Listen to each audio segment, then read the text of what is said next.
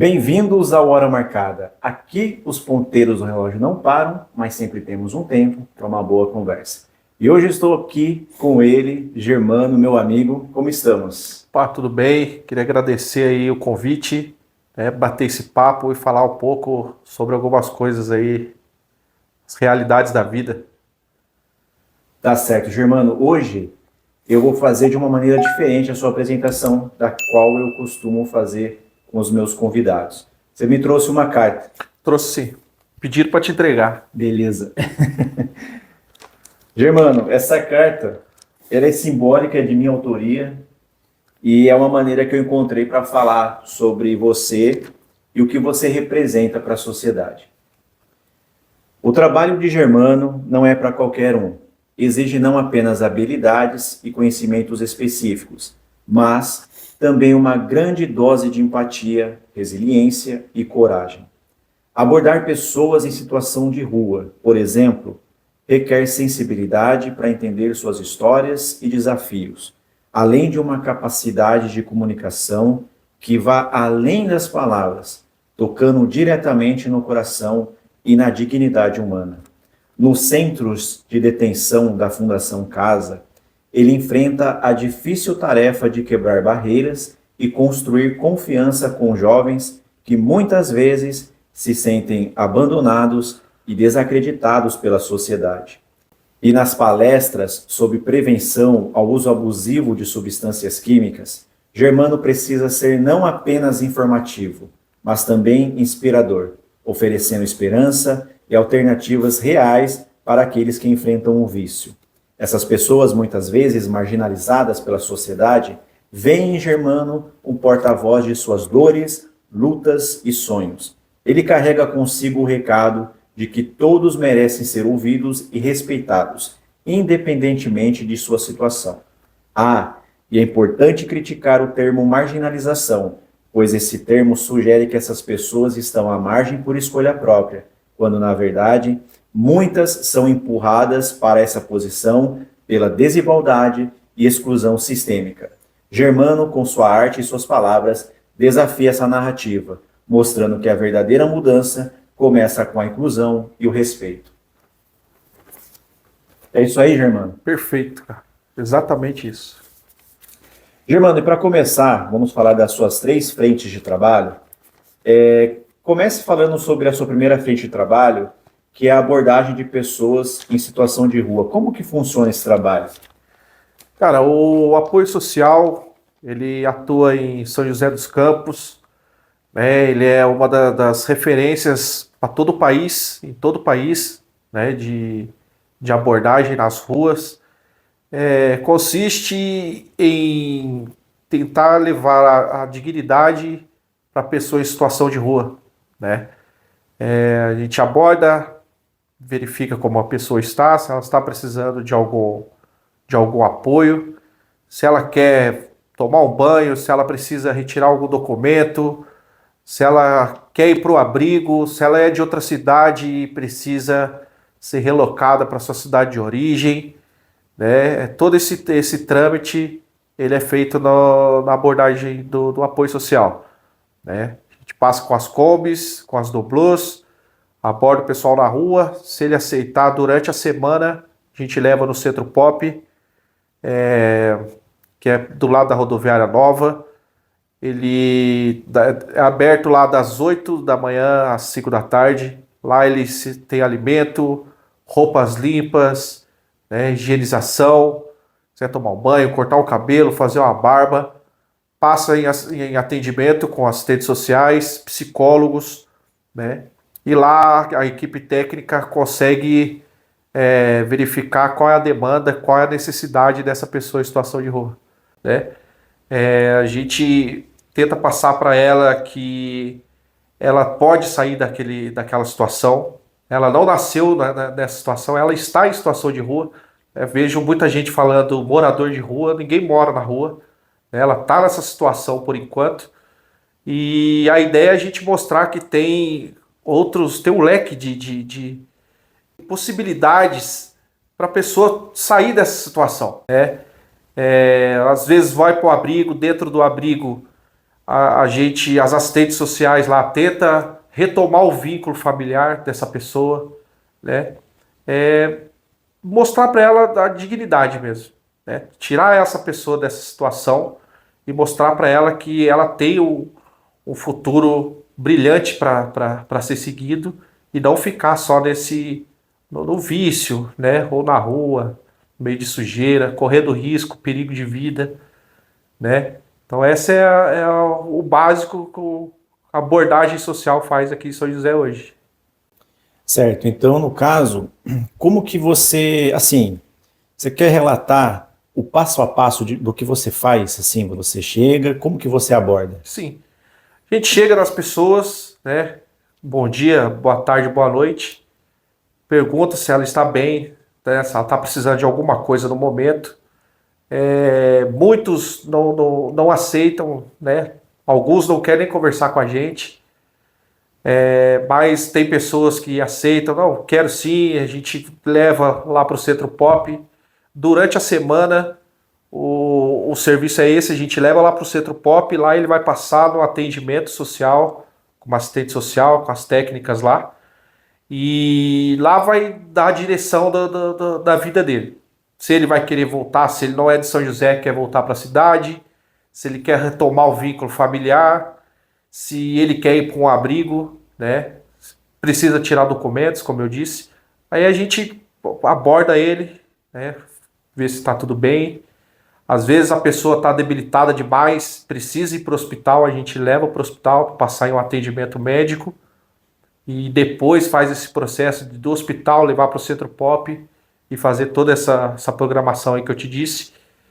E às vezes a pessoa quer ir para a residência, ela tem uma residência, ela tem um familiar e está naquela situação, por exemplo, saiu um dia anterior à noite, né, para curtir, para usar os entorpecentes dele e não conseguiu voltar para casa. A gente faz esse trabalho também, esse apoio, leva ele para a residência familiar, né? Ou se ele quiser, por exemplo, nos finais de semana, como não tem a equipe técnica do Centro Pop, aí a gente leva ele direto para acolhimento dentro do abrigo. Ele fica lá como pernoite, no outro dia de manhã ele retorna ao Centro Pop, assim que o Centro Pop estiver aberto, ele passa em atendimento e tenta ver o que é melhor para ele. Lembrando que sempre a pessoa que está em situação de rua tem que aceitar a abordagem. Fala, não quero ficar aqui hoje, tranquilo. Ele tem o direito, né, de ficar onde ele estiver lá. E daí a gente tenta um convencimento, né, de tentar tirar ele do local. Se relutar e não quiser fazer, a gente vai embora, vem outra equipe. Faz o mesmo trabalho, né? A gente tenta fazer um convencimento dele para que ele saia dessa situação. Não é nem porque a gente não quer ele ali, né? Mas porque a gente quer tentar ajudar ele de alguma maneira e fazer alguma coisa melhor e não só deixar ele ali na situação que ele está naquele momento. Certo, aí você falou que a abordagem não é uma coisa forçada, né? Sim. Quais são os desafios que você encontra muitas vezes? Porque eu imagino também, Germano, que você encontre casos que exista essa resistência, né, de não querer ir. Por qual motivo, muitas vezes, eles não querem ir para esses abrigos, para o centro Pop, né? Sim. De que forma você busca fazer esse convencimento na prática, Germano? Cara, dentro do abrigo existem regras e normas que têm que ser seguidas. Por exemplo, ele não pode chegar lá sob efeito de nenhuma substância, não pode usar nenhuma substância dentro do equipamento, né? Tem horário para se alimentar, tem horário para tomar banho, tem hora para dormir, né? Chega um horário lá que o pessoal desliga tudo, ó, vamos dormir. Tem gente que trabalha, né? Tem gente que fica o dia inteiro dentro do equipamento. Mas a resistência é essa, que a maioria das pessoas que está em situação de rua, ela está nessa situação por não querer seguir algumas regras, né, e algumas normas. Aí eles não aceitam ir para o abrigo porque não pode usar nada lá dentro, né, não aceitam ir para o abrigo porque ele tem que acordar cedo para tomar café. E na rua ele tem tudo fácil. Ele come a hora que ele quer, ele escolhe o que ele quer comer. Tem diversas ONGs e pessoas que fazem doações nas ruas. Então eu acredito que esse é o principal problema, principal dificuldade de convencer essa pessoa a sair da rua. Porque a gente aborda ele e fala que no abrigo tem 5 refeições por dia. Ele pode tomar banho, tem assistente social, tem psicólogo, tem atividades para ele fazer lá dentro. Mas como que eu vou convencer ele que para sair da rua, para ele se alimentar no abrigo, se ele tem o alimento na rua? E muitas vezes ele consegue alimento de restaurantes chiques aqui em São José, né? Aqui nessa região tem algumas pessoas também que ficam por aqui, consegue se alimentar. Só se alimenta melhor que a gente, né? Melhor que muitas pessoas aí que tenham a grana, as pessoas da rua conseguem se alimentar melhor, né? Então a dificuldade é essa, convencer ele a sair dessa situação. Por que ele vai sair dessa situação? O que vai me trazer de benefício, né? O pensamento dele, o que vai me trazer de benefício eu sair e ir para um abrigo, né? Em contrapartida, a gente fala que ele tem que cuidar da saúde, né? Se ele tem filhos, ele tem que ver o filho dele, ver os pais. A gente tenta equilibrar isso aí para tentar convencer ele, né? É um trabalho difícil, mas é importante e é necessário ter esse tipo de trabalho. Sim, aí é paradoxal porque você está falando para mim de uma situação, veja bem como eu vou falar isso, porque eu sei que não é nada confortável estar nas ruas, mas cria-se uma zona de conforto. Como você disse, me parece que pelo fato deles não quererem seguir regras, as ruas para eles é como eles podem realmente estarem isentos dessas responsabilidades que muitas vezes eles terão nesses abrigos, né? Sim.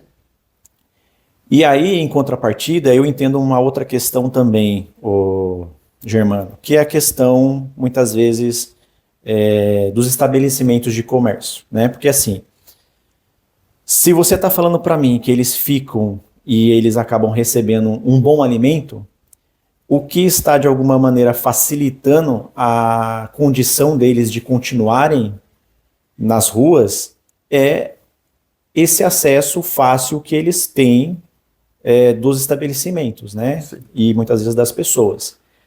E aí tem um outro problema social que eu entendo também, e muitas pessoas acabam falando sobre isso, que, por exemplo, os que ficam em portas de estabelecimentos, eles acabam fazendo muita sujeira.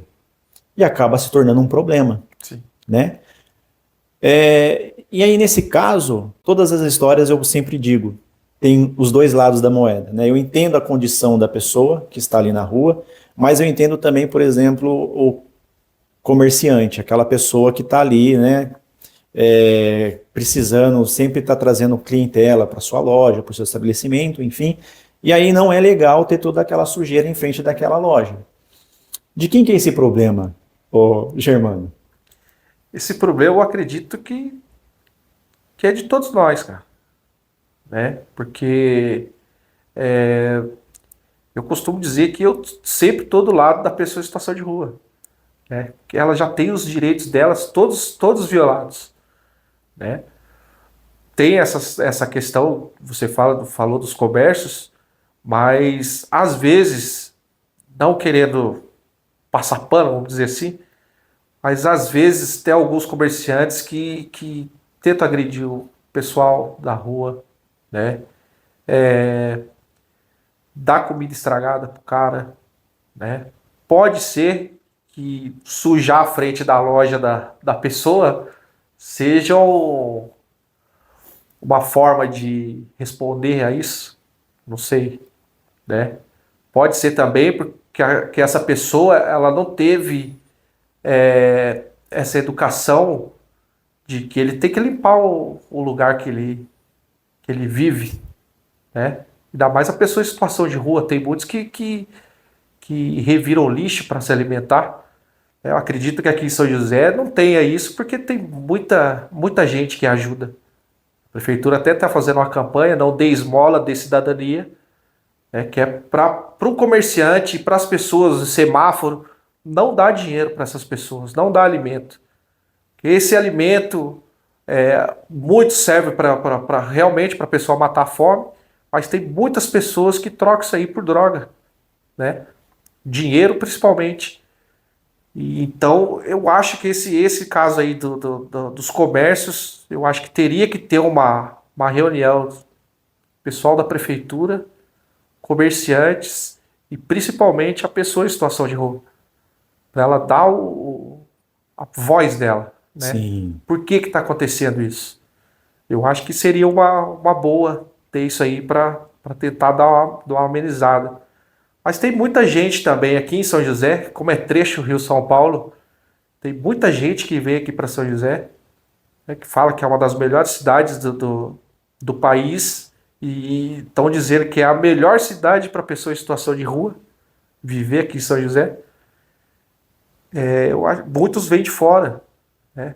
Pessoa que vem de fora, ela não respeita o ambiente que ela está. Não é a cidade dela, não é a região dela. Então a pessoa não tá nem aí se ela vai sujar a frente da loja, se não vai, né? Suja ali, o cara achou ruim, chamou a guarda municipal, chamou a polícia, ele vai para outra loja, né? Acontece muito isso aí.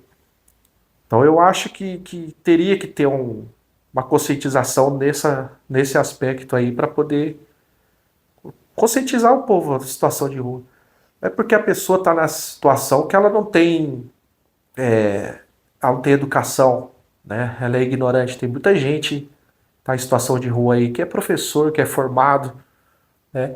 E até os que não são, se juntar e fizer uma conversa, uma roda de conversa, eu acho que consegue dar uma amenizada nisso. O pessoal respeita bastante. O pessoal em situação de rua, ele é bem respeitador. A gente não tem como generalizar também, né? E Sim. nem pode, né, o Germano? E acredito que essa condição deles irem para as ruas são muito subjetivos, né? Eu acho que são várias situações que podem acontecer na vida de uma pessoa para que ela esteja diante dessa situação. Você conseguiria dizer quais são os principais motivos, porque você é o porta-voz dessas pessoas, o que você ouve dessas pessoas que levam essas pessoas a estarem hoje em situações de rua? Cara, eu acredito que mais de 90% das pessoas que estão em situação de rua hoje é por vínculo familiar, rompido, né? Separou da esposa, estava com os filhos, aí para não deixar a esposa com os filhos na rua, ele preferiu sair, entendeu? Desemprego, né? Ficou desempregado, não conseguiu sustentar a família, saiu para a rua, foi para a rua, preferiu se afastar para ver se consegue, de alguma forma, fazer alguma coisa por elas. E a dependência também, né, cara? A dependência química, mas eu acredito que é mais por vínculo rompido do que por dependência química. Que muitas pessoas ficam em situação de rua e só depois elas começam a usar qualquer outro tipo de droga ou álcool, né? Então eu acho que é isso. Eu acho que é mais por vínculo familiar rompido do que propriamente por uso de substância. Muito interessante você falar sobre isso, Germano. Já que você é o porta-voz dessas pessoas, né, e você acho que já viu inúmeras falas e discursos dessas pessoas, tem alguma história assim, alguma situação que você se lembre, que possa, sei lá, ter emocionado você, tocado você de alguma maneira, algum acontecimento? Cara, a gente se depara com algumas histórias, né? Algumas impactantes, outras nem tanto, pra gente que tá de fora, né? Mas às vezes na vida dessa pessoa é muita coisa. Por essa semana mesmo a gente abordou um jovem, deve ter 25, 26 anos, levamos ele para o abrigo, ele foi chorando no apoio, na Kombi do apoio social até o abrigo, porque nunca tinha ficado em situação de rua. Ele nunca tinha presenciado isso. Nunca fazia um dia que ele estava na rua, né? A mãe não quis ele em casa mais, a esposa por algum motivo também não quis mais ele lá, né? Tava em uso de substância e estava desesperado. Nunca tinha ficado na rua e era a primeira vez que ele ia para um abrigo, né?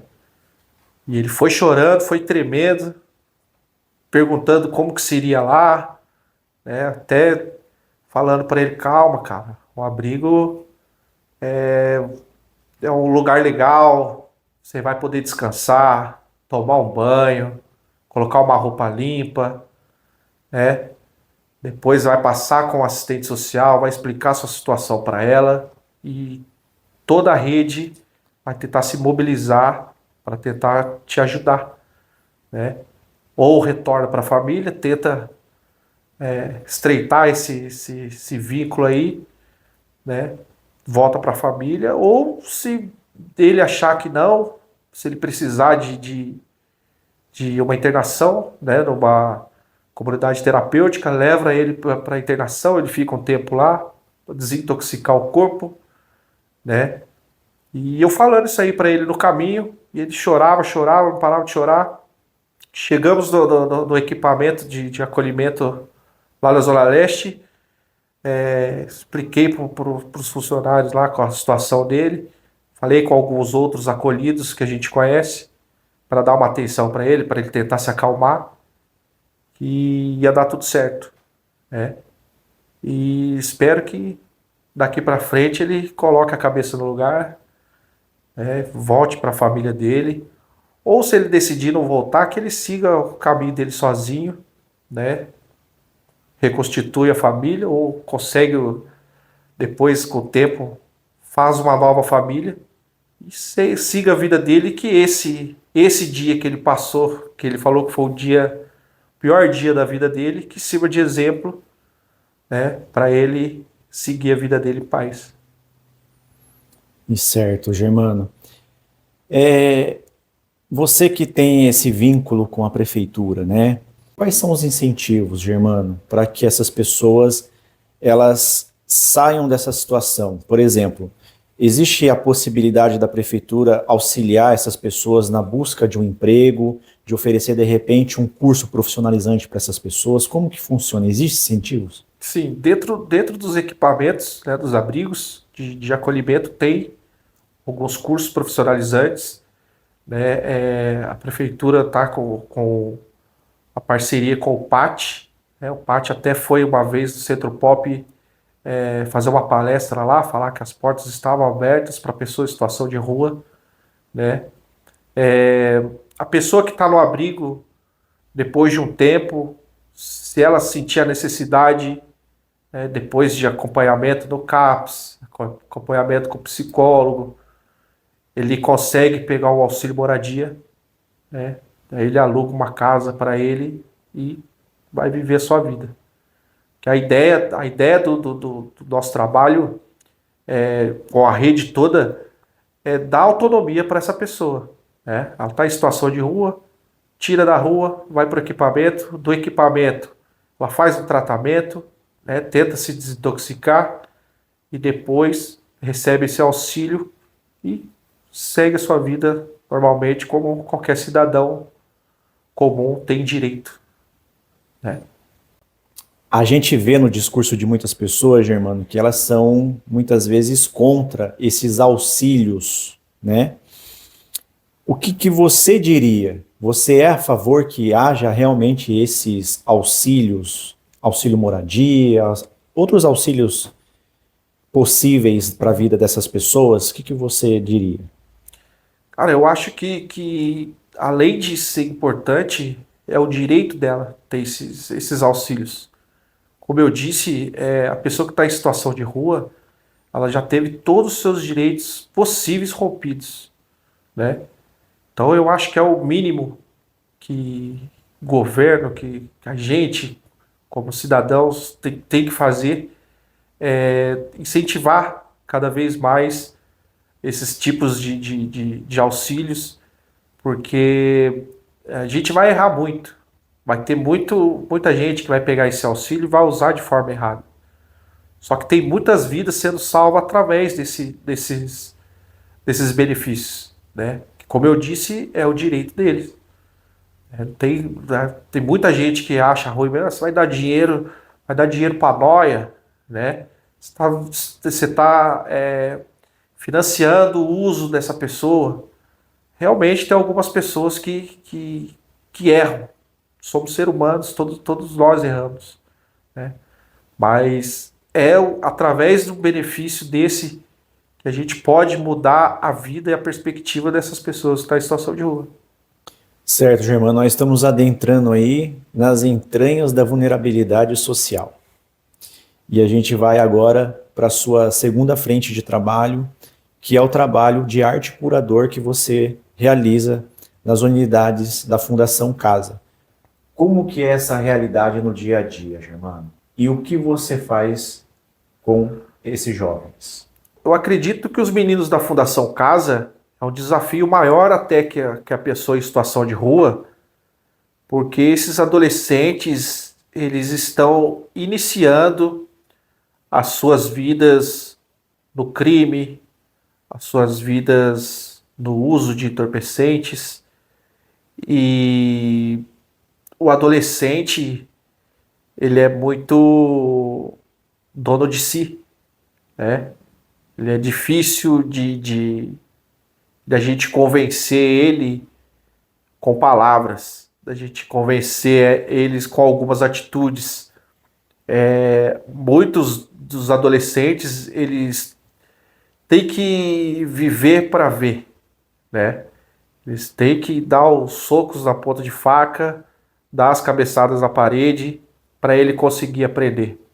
A gente tenta, através das oficinas que a gente faz oficinas de rima, né, para tentar de poesias e tal, para tentar mostrar para eles que não tem só a vida do crime, não tem só a vida das drogas, tem outras maneiras também de se viver, né?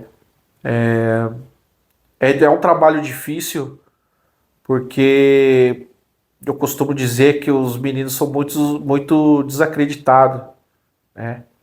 Uma vez eu dentro de uma unidade da fundação, o menino perguntou: mas quanto que você ganha, tio, para vir aqui falar com a gente? Eu não ganho nada, a gente veio aqui no voluntário para tentar informar, para tentar ajudar. Ele falou: então, mas eu na rua ganho 3 mil por semana. Você vai falar que eu estou errado? Né? A gente tentar bater de frente com o crime, a gente não vai conseguir, né? A gente tem que tentar convencer eles que tem outras saídas. Tem a cultura, né? Tem através de arte, outras maneiras desse jovem prosperar, né? Sem precisar recorrer à vida do crime. Aí a gente vê até meio contraditório como é que a gente vai tentar convencer o menino que ele tem que arrumar o trabalho CLT, trabalhar 30 dias para receber o salário mínimo, que é quanto que é agora? 1.400 e alguma coisa? Sendo que esse menino falou, por exemplo, esse que me disse que ganhava 3 mil por semana, né? Então é uma luta desigual. A gente não vai conseguir combater o crime. Porém, eles têm que entender que a vida do crime, ele não vai sair do bairro dele, não vai sair da rua que ele vive, né? Que ele nasceu ou que ele mora. Ele é o refém da sua própria quebrada, né? Ele não consegue sair de lá para ir visitar outros bairros, por exemplo, porque pode ter rixa do tráfico, por exemplo, né? Ele não vai conseguir viajar para outro país, porque ele tem que ficar na contenção ali do bairro que ele está e na situação que ele escolheu viver. Então a gente tenta convencer eles com outros tipos de artimanhas, né? Eu, no meu caso, eu uso muito a arte e a cultura para isso, mas é um trabalho difícil e é muito desigual, cara. Costumo dizer que os meninos da Fundação Casa hoje, se a gente não tiver o olhar humanitário, não tentar ajudar esses meninos que apenas estão iniciando na vida do crime e das drogas, amanhã ou depois ela vai ser o que a gente vai abordar na rua no apoio social. Se a pessoa em situação de rua, né? E muitas pessoas em situação de rua já passaram dentro de alguma unidade da Fundação Casa, né? Porque no início é ilusão, ele vai ganhar dinheiro, ele vai andar com a moto que ele quer, ele vai ter a menina que ele quiser, né? Vai ter os cordão de ouro, os cordão de prata, vai andar com tênis de R$ 2.000. Tudo isso aí ele vai conseguir. Porém, a curto prazo. Ele não vai conseguir manter essa vida até os meninos que a gente trabalha hoje de situação de rua, que está aí com 40 anos, 50 anos, né? 15 anos na rua, né? É um ou outro que vai conseguir viver e vencer com a vida do crime. E a gente sabe qual é o futuro, né? Ou é cadeia ou é caixão. Não vai ter, não tem boi, não tem outra opção, né? E então a gente tenta incentivar e alertar esses meninos, a colocar na cabeça deles, abrir a consciência deles que amanhã ou depois vai dar ruim, né? A gente faz o trabalho dentro da Fundação Casa, a gente já fala para eles que já deu ruim, o cara tá preso, cara. Por melhor que seja a unidade da Fundação Casa, que não é mais como era antigamente, né? FEBEM, que os meninos eram espancados o tempo todo, toda hora. Hoje você entra dentro da Fundação Casa, tem videogame para os meninos jogar, né? Tem inúmeros trabalhos e atividades, né, sociais, culturais para eles fazerem. Eles viajam, eles vão para zoológico, vão para praia, vão para museus, né? Então tem muitas atividades, porém ele está preso, né? Está preso, ele não está com a família dele só no dia de visita, né? Ele está dentro do ambiente que a maioria dos meninos que estão com eles lá são desconhecidos, né? Alguns são rivais da quebrada, ou rivais de facção, né? Ou tem alguma rixa entre eles. Então ele não está em liberdade, né? Ele não está lá tirando férias. Ele está lá para ressocializar, né?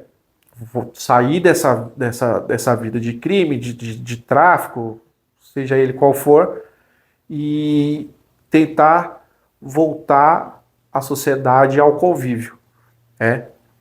Então é isso, cara. Eu acho que uma das maiores dificuldades é convencer o adolescente que essa vida que ele tem agora, que ele acha que é boa, né? Ele não está ajudando ninguém, né? Nunca ouvi dizer nenhum deles com o tráfico ou com o crime. Ele comprou a casa para a mãe, né? Ele colocou um piso no chão da casa dele. Ele pagou o estudo por irmão mais novo. Nunca vi nenhum deles relatar isso para mim, até hoje, né? A vida do crime, cada vez mais ele vai ter que injetar o dinheiro, o tempo e a vida dele no crime, né? Então é um círculo vicioso. Ele não vai conseguir sair disso aí, né? E o trabalho nosso é tentar mostrar que tem outras alternativas, mesmo que seja inferior, né? Mesmo que pareça para ele que ele não vai enriquecer de uma hora para outra, né? Porém, ele vai estar em liberdade, ele vai conseguir ficar com a mãe dele, com os familiares dele, né? Sem polícia invadindo a casa na madrugada para pegar o menino e levar, né? E essa é a ideia, cara. O trabalho eu acho que é esse, tentar esse convencimento aí. E quais atividades artísticas você busca realizar com eles lá para haver uma ressocialização? Existe essa possibilidade, no seu ponto de vista, de eles serem ressocializados, ô Germano? Muitos são, muitos são, né? Tem um ou outro só que continua na vida, mas muito tem esse choque de realidade e ver que tá preso, cara, né? Por melhor que seja uma Fundação Casa hoje, com todos os profissionais que tem, todas as atividades que existem lá dentro, o cara tá preso, né? E a gente tenta mostrar para ele que tem essa possibilidade de sair, né? A gente faz trabalhos de oficinas de rima, né? Como eu trabalho com rap, a gente tenta mostrar para ele através das letras que ele consegue fazer um funk, fazer um rap, né? O trap, e lança na internet. E pode ser que de uma hora para outra, como tem vários aí que fazem sucesso, né? Pode estourar aí de uma hora para outra e mudar o pensamento dele de vida, né? Não é fácil, cara. É 1 em 1 milhão. Mas tem que ser feito. Esse trabalho precisa ser feito e é importante ser feito. Sim, se a sociedade também busca lidar de alguma maneira com certo preconceito, eu acredito que isso acabe gerando mais revolta ainda nessas pessoas, né, que estão lá. Não sei se esse é o discurso que eles acabam trazendo para você, levando até você. Cara, eles são marginalizados, né? A pessoa tem preconceito, a pessoa vê que o adolescente ele quer arrumar um trabalho, mas daí tem a tatuagem no rosto, por exemplo, já não consegue arrumar um emprego em qualquer lugar. Como eu falei, o jovem ele não tem a paciência, o jovem de hoje ele não tem a paciência de esperar, tudo é imediato, tudo tem que ser na hora. Como que ele vai trabalhar por 30 dias para ele receber o salário mínimo? E esse salário mínimo, muitas vezes, é o valor de um tênis ou de duas parcelas do tênis que ele quer, né? E com tudo isso, ele tem que ainda ajudar a mãe, tem que ajudar os irmãos mais novos, né? Tem que fazer o sustento da casa. Como ele vai fazer isso aí? Como que ele vai conseguir conciliar? Sendo que o adolescente hoje é muito imediatista, tem que ser tudo para ontem, né? Eu acho que a sociedade tem que mudar o pensamento, tem que tentar fazer outro tipo de trabalho para o jovem de hoje. O que serviu para mim, na minha adolescência não vai servir para o adolescente de hoje. Não tem como, né? O mundo mudou demais. As coisas estão muito rápido, a internet, as coisas estão muito além do tempo. E daqui 10 anos, como é que vai ser? Né? Como é que os jovens daqui 10 anos está mais acelerado que os jovens de hoje? Né? Então a gente tem que tentar, a sociedade tem que tentar moldar alguma maneira aí para tentar ajudar essa rapaziada aí, porque senão não vai ter como segurar, cara. Né? Os adolescentes de hoje vai ser os nossos governantes depois. E como é que vai ser esse governo futuro? Sim. A gente não sabe. Sim, Germano, e assim como as pessoas em situação de rua, você encontra desafios também com esses jovens? Existe uma resistência por parte deles? Cara, a resistência maior com a pessoa, com o jovem infrator da Fundação Casa, é tentar mostrar para ele que o crime não compensa. Parece só uma frase batida, mas para ele compensa, cara. Como eu falei, 3 mil por semana. Quem que ganha 3 mil por semana? Né? A gente que é assalariado não ganha isso, não vai ganhar isso aí nunca. né? Mostrar para ele que não adianta ele ganhar 3 mil por semana e ele não conseguir sair do bairro dele, por exemplo, não conseguir sair da rua dele, né? O adolescente, ele tem que explorar o mundo, ele tem que conhecer novas culturas, conhecer novas pessoas.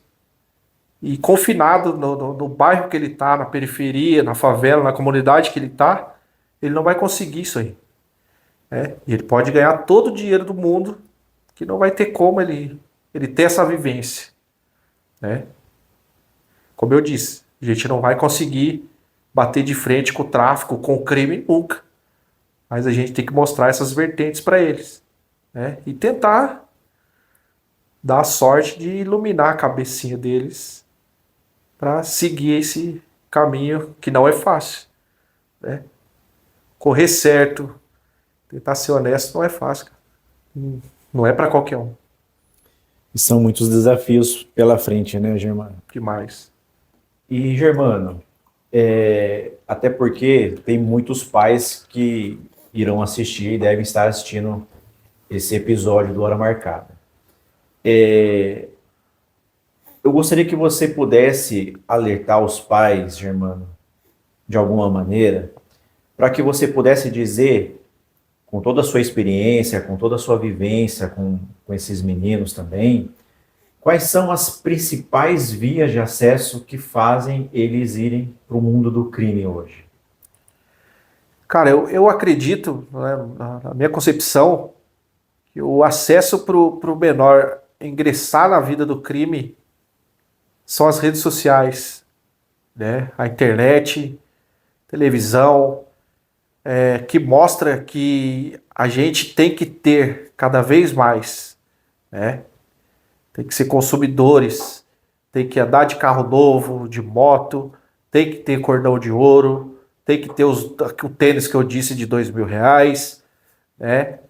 E que isso custe o que custar, né? Não pode ser assim. A gente tem que alertar que aos pais que as coisas não são fáceis, não vai ser fácil para os meninos, como não foi para a gente, né? Porém, a gente tem que tentar seguir o caminho certo, né? Fazer as coisas certas, ser honesto, que é uma coisa difícil de ver hoje em dia, né? A honestidade nas pessoas, ser justo. Eu acho que a maior dificuldade é essa, cara. Não sei se a gente erra como pais, né, na educação dos meninos, mas como eu falei, o adolescente ele quer muitas coisas na hora, muito imediatista, né? As coisas têm que ser do jeito dele. E se o colega na escola tem um tênis bom e ele não tem, ele vai ter que ele vai dar um jeito de também ter esse tênis, né? Não quer ficar para trás. Não quer ficar para trás. Aí a gente vê, aí é vasto, né, cara? Rede social, músicas, tudo que incentiva o menino a sempre ter o melhor, sempre ser melhor que as outras pessoas, né? E esquece de mostrar que a melhor característica, uma boa característica que a pessoa tem que ter é ser honesta, né? Com elas mesmas, ser honesto com outras pessoas. E muitos esquecem disso, né? Eu só quero ter, que eu só vou ser alguém se eu tiver tal coisa, né? E os valores estão invertidos, tem que ser ao contrário. Eu só vou ter alguma coisa se eu for uma pessoa boa, né? Eu acho que é isso aí, cara. Entendi, Germano. Então, basicamente é uma queda de braço aí, porque existe um viés midiático, redes sociais, televisão, música, que incentiva tudo isso. E em contrapartida, nós temos os pais. O que os pais poderiam fazer, Germano, na sua concepção, para tentar. Porque parece que quando eu falo isso, é fácil você dizer que você vai ter força para poder ser maior do que a força midiática. O que os pais podem fazer nessa situação? Cara, eu acho que Os pais, ele tem que viver mais a vida do adolescente, dos seus filhos, né? Ser mais amigos dos filhos, né?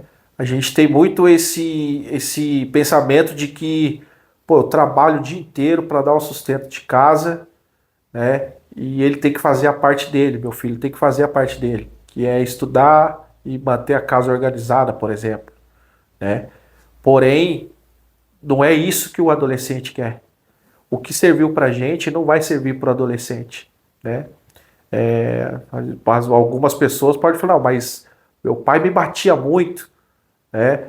E por isso que hoje eu sou a pessoa correta. Aí você vai ver a pessoa, ela tá cheia de problemas, né? Mentais, problemas físicos, né? De saúde, e ela tenta transferir isso para o filho, né? E não é assim que vai funcionar. Eu acho que com redes sociais as pessoas estão se afastando mais. E tinha que ser ao contrário, né? Você tem que se unir, guarda o celular no canto, passa um tempo com seu filho, conversa, tenta viver a vida dele, né? Saber qual a perspectiva que o menino tem, que o adolescente ou a adolescente tem, porque a gente, como pais, a gente acha que é por obrigação nossa impor, né? Meu filho tem que fazer isso e acabou. Ele tem que estudar tal coisa e já era, né? E não é assim que funciona, né? A gente tem que olhar, tem que ter o olhar dos nossos adolescentes, senão vai ficar difícil, cara.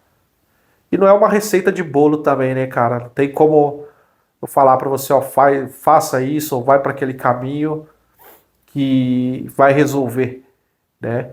Mas eu acredito que o adulto, ele sendo mais amigo e convivendo mais com os adolescentes, ele vai conseguir ter a visão do adolescente do mundo, que é o que a gente precisa.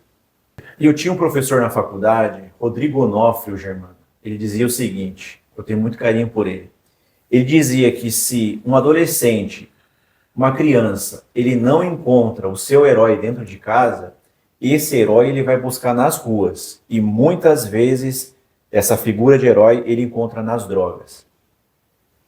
Germano, eu acho que você já deve ter ouvido muitas histórias também nas unidades da Fundação Casa. Tem alguma história que te marcou? Cara, tem uma história de um adolescente, mas nem foi dentro da unidade da Fundação Casa. Antes de eu trabalhar com pessoas em situação de rua, eu trabalhei com crianças e adolescentes em situação de risco, que eram crianças que ou foram abusados, foram espancados, né, teve algum tipo de problema familiar, o conselho tutelar pega essa criança e leva para uma instituição, leva para um abrigo. E eu trabalhava como educador dentro de um abrigo desse, em Pinda, né? E lá a gente tentava, os meninos revoltados, não tem nem como dizer que tinha que ser diferente, né? Tinha um dos meninos, por exemplo, que desde os 5 anos de idade ele era trancado numa casa de cachorro, no quintal da casa. Era uma criança hiperativa, cara. Como muitas crianças. Não parava, subia em árvore, bagunçava, quebrava as coisas. Os pais não gostavam e trancavam ele nessa casa de cachorro que tinha no quintal. Um dia o conselho tutelar, né, recebeu a denúncia, levou ele para esse abrigo. E o menino estava lá, 15 anos, desde os 5 ou desde antes, sofrendo esse tipo de abuso. Como que eu ia falar para o menino que é errado ele ser revoltado do jeito que ele era? Tudo era briga. Tudo ele queria resolver na porrada. É o jeito que ele foi criado, né? Só apanhava. Como é que ele vai passar amor se ele só recebia ódio, né? Aí com o tempo a gente conseguiu estreitar a amizade, né? A gente conseguiu fazer um trabalho legal junto com o resto dos funcionários lá, os outros funcionários. Aí ele me falou que tinha o sonho de ser cantor de funk. Ele queria cantar funk para ficar rico e mudar a realidade dele. Cara, então eu vou levar você para São José, pro estúdio, e você vai gravar esse funk seu aí. Ele falou, não, mas eu vou gravar, mas eu quero que você grave comigo. A gente grava. Tio, eu posso fazer uma letra que fala da minha mãe? Ixi, cara, ele vai esquartejar a mãe na letra e eu vou participar ainda. Bora, vamos fazer. Aí ele veio com a letra dele, cara, pedindo perdão pra mãe e pro pai, porque ele não era uma criança fácil e do pensamento dele, ele estava errado, né? Ele apanhava e ficava trancado nesse canto do local do cachorro, porque ele estava errado no pensamento dele. A gente conseguiu trabalhar isso e ver que não, o problema não era dele, mas que ele não tinha que perder esse carinho que ele tinha pelos pais, independente disso, né? Sim. E a gente gravou, a gente trouxe ele para São José, a gente gravou a música dele e depois ele conseguiu ir para São Paulo, gravou um clipe lá. Faz um tempo que eu não tenho mais contato com ele, mas ele tá seguindo na música, cara. Seguindo na música. Agora parece que a última vez que eu vi ele tava fazendo alguma coisa de musculação lá. Ele tá evoluindo, né? Falava para ele que o que ele passou, ele não tinha que transferir depois quando ele tivesse a família dele, né? Que os filhos que ele tivesse no futuro, que era para ter outro tipo de educação e para ele usar aquilo ali como aprendizado, né? E Deus quiser, tudo der certo, ele vai seguir nesse caminho do bem aí. Sim. E aí, Germana, vamos falar agora da sua terceira frente de trabalho, que é o trabalho que você desenvolve nas instituições, fazendo palestras, fazendo prevenção do uso abusivo de substâncias químicas. Como que você desenvolve esse trabalho? Cara, a gente faz dentro de escolas, aqui em São José tem a Fundas, né, que é crianças, se não me engano, de 6 a 12 anos, eu acho que é isso. A gente tenta mostrar que o uso abusivo de substância, com o tempo, principalmente para crianças e adolescentes, com o tempo ela vai trazer um transtorno e fazer um estrago enorme na vida dessa pessoa, né? Dessa criança e adolescente, principalmente. Como a gente trabalha, como eu falei para você, com o início na Fundação Casa, com o final das pessoas em situação de rua, a gente tem que fazer a prevenção, né? Para ela não começar aqui na Fundação Casa e não acabar na situação de rua. Então a gente tem que fazer a prevenção nas escolas, né, nas instituições, tentar mostrar para ela que a vida é assim, cara. A vida é dura, a vida vai te mostrar muitas coisas, mas nem tudo nos convém, né?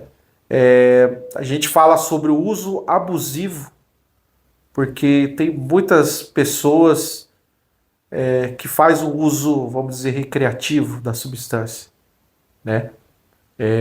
São pessoas, a gente volta a falar, a pessoa em situação de rua, que é dependente, ela já ultrapassou esse uso recreativo, ela não consegue administrar o uso dela. Mas tem muita gente, médicos, doutores, que faz o uso recreativo do seu entorpecente, né? Não são todos, mas tem alguém que usa. E às vezes a gente fala do usuário, a pessoa acha que o usuário é só quem usa cocaína e crack, tá caído no chão, né?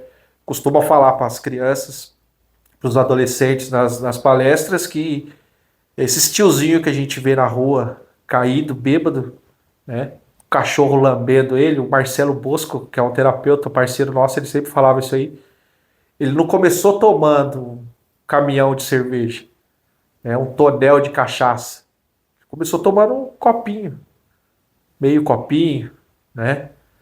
Pegava o copo escondido do pai no churrasco e dava uma bicadinha. Deixa eu acender o cigarro para você. Tem muitas crianças, muitos adolescentes que fazem isso. Algumas pessoas até acham legal, né? Fala, você tá acendendo, né? Não sei o quê. E não sabe o que pode causar isso aí no futuro dessa criança, desse adolescente. Esse amigo mesmo, terapeuta, ele sempre diz que a dependência química tem um estudo que até a quinta geração a pessoa ainda pode ser dependente, né? Seu pai e sua mãe não têm dependência nenhuma, mas seus avós tiveram, você pode ter essa dependência química, né? Essa probabilidade de ser um dependente químico. Então a prevenção é importante nisso aí. Cada organismo é de uma maneira, né? Você pode tomar uma caixa de cerveja e ficar firme, e eu posso tomar uma caixa de cerveja e ir para UTI, né? Cada organismo é de uma maneira. E a criança ou adolescente, ela não sabe como é o dela, né? E vai esperar experimentar para ver como é que é, né? Para ver se o corpo resiste, se o corpo não resiste. Às vezes pode ser muito tarde, né? Então a prevenção, ela trabalha com essa forma de trabalho. Sim, aí sempre há o start, né, o Germano, porque assim, é isso que você falou. As pessoas, quando elas chegam na situação crítica, eu diria, não foi uma coisa que aconteceu de uma hora para outra, foi acontecendo gradativamente, né? Exatamente. E atrelado ainda à história de vida, muitas vezes, da pessoa, corrobora para que haja uma intensificação maior para que isso aconteça, né? Sim. Uma tragédia, muitas vezes. Porque uma vez que a pessoa ela começa a experimentar a substância, claro que, como você disse, existem pessoas que fazem o uso de forma recreativa, mas a gente também não pode desconsiderar que essas substâncias elas causam dependência, né? E uma vez, que aí é importante a gente alertar as pessoas também, as pessoas acham que isso não é uma doença. A dependência química, dependência, qualquer coisa que cria uma certa dependência, é uma patologia, é uma nosologia, é uma doença, né? Então, assim, o importante, eu acho que é o trabalho que você busca fazer, é falar para essas pessoas não, ou pelo menos evitarem ter um contato com isso. Isso. É isso. Isso. E quais são os desafios que você encontra para falar a língua dessas pessoas? Ou você não tem desafio? Cara, eu costumo dizer que é muito tranquilo, né? Crianças e adolescentes, a gente é meio... Quinta série não saiu da gente ainda. Então a gente consegue lidar com isso aí, né? Com essas adversidades. Mas, como você disse, e eu tava falando aqui também, né, a dependência, o dependente químico não é aquele o pessoal fala nóia, não é o da cocaína e do crack, né? Tem muita gente que é dependente de café, do açúcar, né? E de remédios. Sim. E a gente costuma apontar e achar o que é a escória, só aquele que está do crack, a pessoa que está em situação de rua, né? Mas a gente não vê que tem outros tipos de dependência também que causam tão mal quanto o crack e a cocaína, Perfeito, né? Germano. E como que você busca se planejar, Germano, para fazer essas palestras? Eu acredito que você deve também ter estratégias para tentar sensibilizar essas pessoas, né? Então, cara, como você falou, a dependência química ela é uma doença muito grave. A pessoa pode até ter escolhido, ter a opção de ter feito, de fazer o primeiro uso, mas depois que ela fez esse uso, aí já o organismo dela já responde por ela, né? Já não é mais o desejo dela. O corpo vai pedir, ela vai querer usar cada vez mais. A gente faz essa prevenção exatamente para isso, para tentar evitar o primeiro uso dessa criança, desse adolescente, ou até mesmo do adulto, porque ele não sabe como o corpo dele vai reagir, né? Cada um tem um organismo, cada organismo reage de uma maneira. Eu, quando tinha 11 anos de idade, minha família foi para São Francisco Xavier, um rodeio, né? Uma cidade próxima aqui. Não sei se é cidade, é distrito, né? De São José. Sim. Um rodeio. E o pessoal bebeu bastante. O cara que estava dirigindo também bebeu. Voltando para São José, o cara dormiu no volante, bateu o carro. Eu voei pelo para-brisa do carro, perdi a visão do olho esquerdo, 58 pontos no rosto. Vou fazer 40 agora, vai fazer 29 anos que aconteceu esse acidente. Tenho cacos de vidro no rosto ainda até hoje.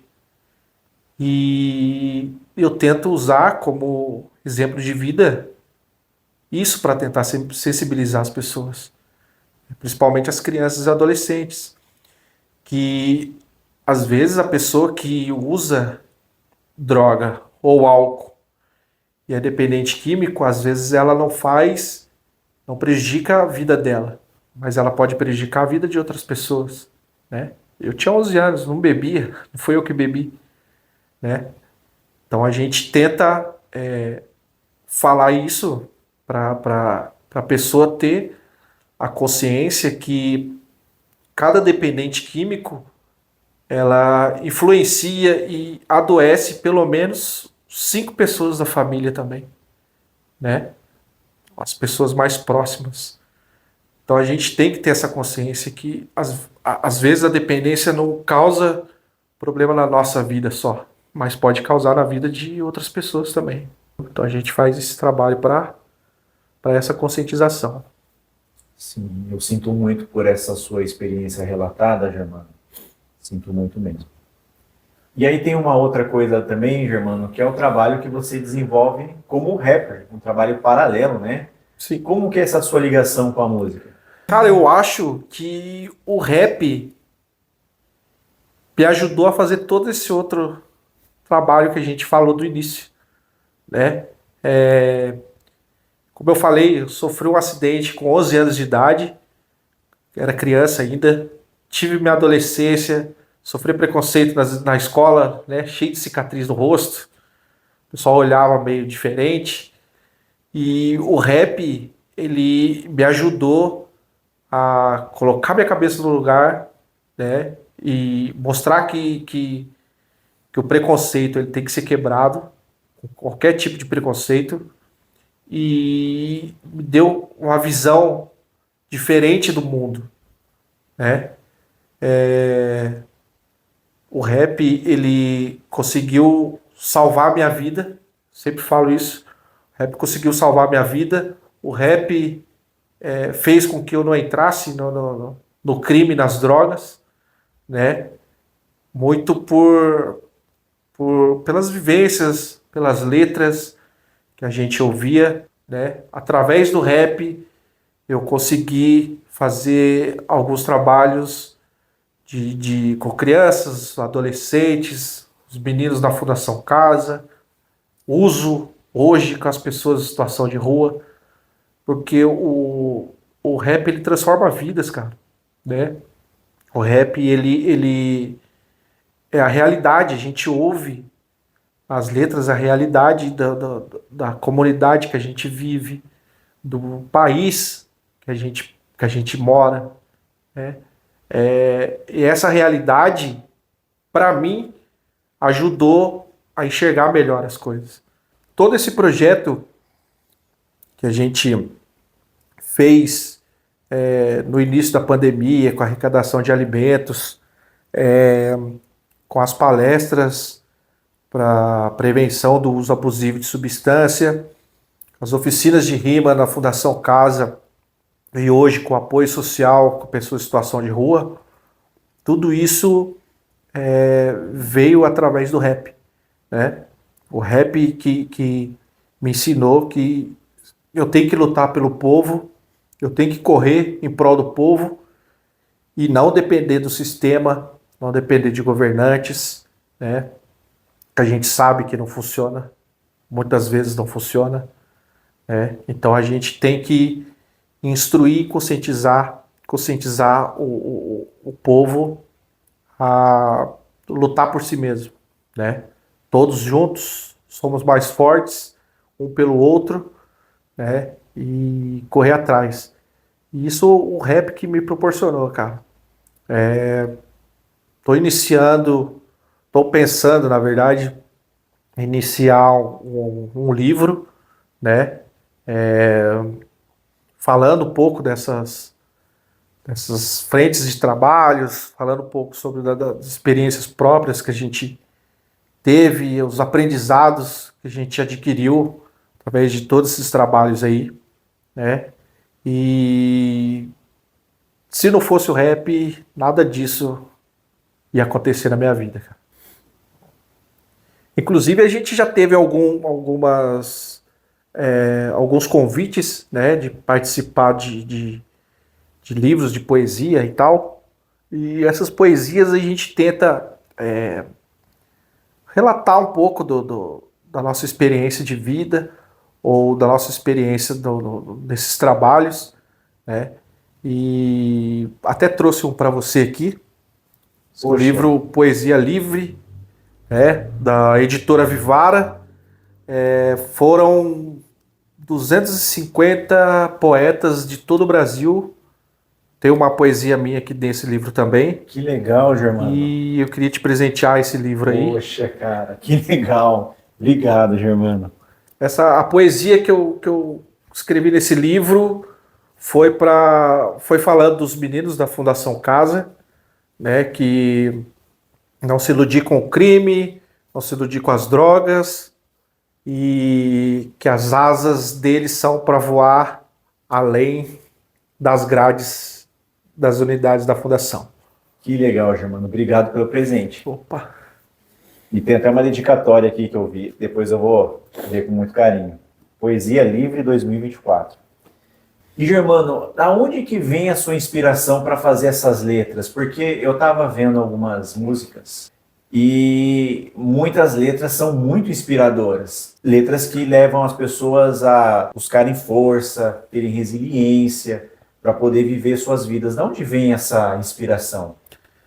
Cara, a inspiração ela vem da nossa vida, né? Da vida que a gente leva, que a gente vive nas ruas, né? De todos esses trabalhos que a gente faz, a gente tenta ajudar da melhor maneira, né? E as letras elas são inspirações de algumas inspirações da vida própria, né? Outras inspirações de vidas, pessoas que a gente convive ou a gente vê que tá acontecendo, né? A gente até fez uma música falando um pouco sobre a depressão, né? Sobre a ansiedade, depressão, sobre o suicídio, que não é um relato próprio, mas muitos amigos, pessoas que a gente conhece, que está sofrendo com essa doença, né? E a gente decidiu fazer uma música para ser um alerta, né? Para a pessoa abrir os olhos, abrir a mente e o coração para enxergar melhor, né, esse tipo de doença que não é frescura, não é vitimismo, né? É uma doença que está aí assolando muita gente, atingindo muitas famílias e a gente só consegue perceber que a pessoa está com essa doença a hora que já está no estágio muito elevado, né? Muitas vezes a pessoa nem consegue reverter mais, né? Aí tenta fazer alguma coisa contra a própria vida. E então a gente procura nas letras colocar as realidades da vida, né? Algumas coisas que que as pessoas às vezes não sabem ou às vezes não têm o conhecimento. A gente procura colocar isso aí nas músicas para dar o despertar na galera. Sim. Germano, eu pouco falei, fiz mais perguntas para você, porque eu acho que a ideia é eu realmente permitir que você traga essas vozes. Você é um porta-voz das ruas e das instituições. Mas eu gostaria de dizer algumas palavras para você antes. Gostaria de dizer para você que eu admiro muito você como pessoa. Esse trabalho que você desenvolve não é um trabalho para qualquer pessoa fazer. Eu imagino que precisa ter muita coragem, porque encarar o que você encara e vivenciar essas realidades que você encontra no dia a dia, nas ruas, não é para qualquer um, né? E eu procurei também fazer desse espaço um espaço em que você pudesse dizer o que você pensa, o que você encontra nas ruas. Porque eu vejo muitos lugares, muitos espaços, Germano, onde isso não acontece. Porque toda vez que alguém tenta trazer alguma coisa, como das quais você trouxe, existe um debate. E não tem que ter um debate. As pessoas precisam ouvir o que você tem a dizer. Esse é um momento importante. Eu espero que esse seja um marco para que mais espaços como esse sejam abertos. Exatamente, Luiz. A gente precisa quebrar essas barreiras e é bom, cara, a gente vir aqui para falar sobre esses assuntos, porque acredito que vai atingir um público que não é o público que eu costumo conversar, né? Não é o público das periferias, das favelas, né? Que a gente já consegue conversar de igual para igual, né? Acredito que aqui a gente vai atingir um outro público.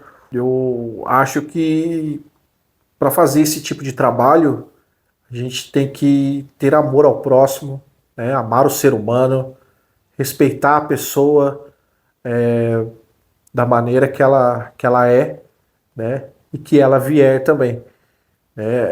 A gente fala que algumas pessoas em situação de rua, por exemplo, já foi do crime, já fez isso, fez aquilo, fez inúmeras coisas erradas, né? Mas a gente não pode cuidar daquela pessoa com o pensamento no que ela fez.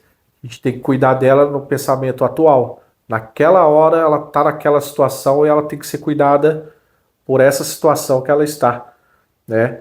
E é até legal a gente vir aqui, né, fazer esse bate-papo, porque algumas pessoas podem pensar que o trabalho é diferente, né, que a ideia é outra.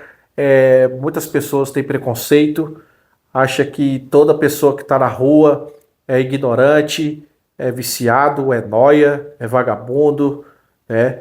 Mas a gente não pensa que ela está naquela situação por algum motivo grave que teve na vida dela, né?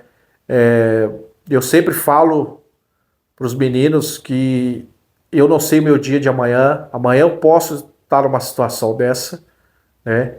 Então eu procuro tratar todos com respeito, com amor e carinho, porque é o jeito que eu queria ser tratado se eu tivesse nessa situação, né?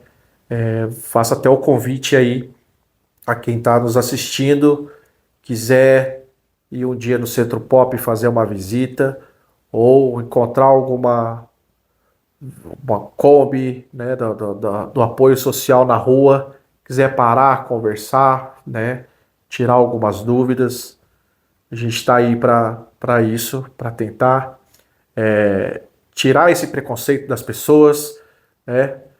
A pessoa que quiser também um dia fazer uma visita na Fundação Casa, ver como funciona o trabalho lá, né? Estamos de portas abertas também. Eu acredito que esses lugares eles teriam que ser frequentados por toda a sociedade para ela saber como funciona o serviço, funciona o trabalho, né? Porque fica fácil a gente julgar, a gente falar que é errado, se a gente não conhece, né? Então, a gente lá dentro sabendo como funciona, vivendo a situação, a gente vai ter uma concepção melhor das coisas. Certo? Não dê esmola.